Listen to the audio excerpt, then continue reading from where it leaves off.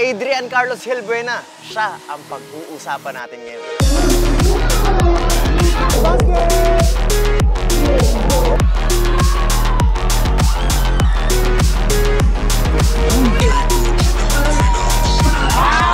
Hang time.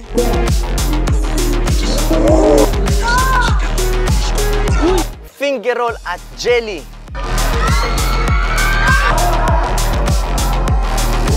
Reverse layup.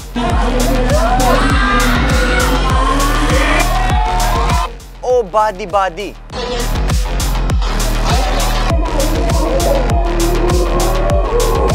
Basic kay Hilbuena yan. Ito yung mga klase ng players na meron ka talagang aabangan. Yung tipong magbibigay sa'yo ng ngiti pagtapos ng laban.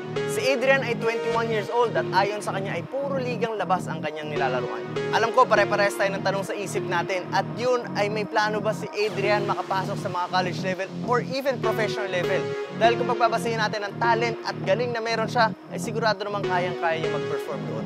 Nakakagulat din ang mga achievements ni Adrian dahil ayon sa kanya ay nakapag-MVP na siya ng 10 beses at 20 times mythical 5? Is this for real?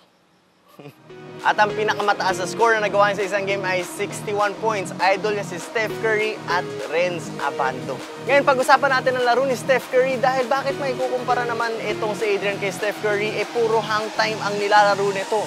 Kung di nyo may tatanong, ito ay sobrang shooter din sa 3 points at itong tipo ng player na to ay kayang maglaro sa crucial game. Panoorin nyo to. Bawal na tumawid doon, awalanay. Sandoy, pasok.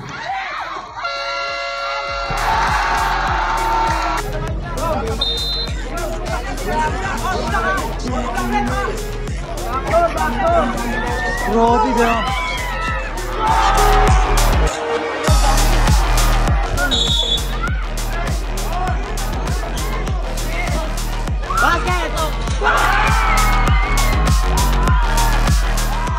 Kitang-kita naman natin walang kaba sa dibdib tong batang to. Lahat ng mga crucial games ay talagang naipapanalo niya. Or hindi man lahat, pero andun siya at hindi niya tinatalikuran ang kanyang misyon na ipanalo ang team.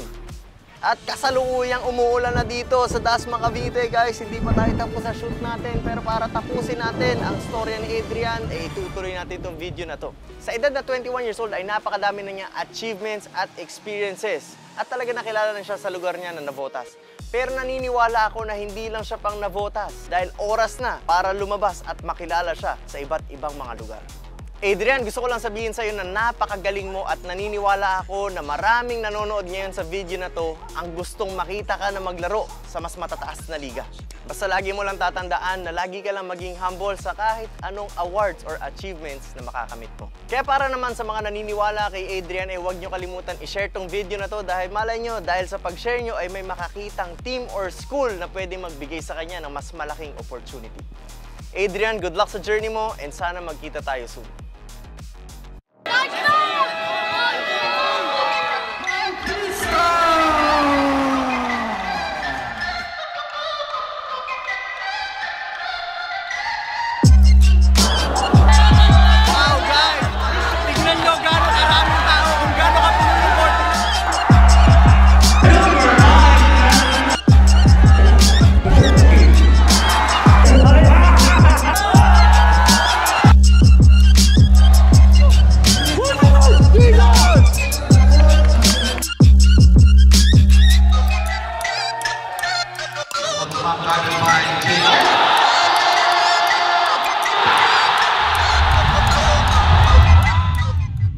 Guys, Dayo is back!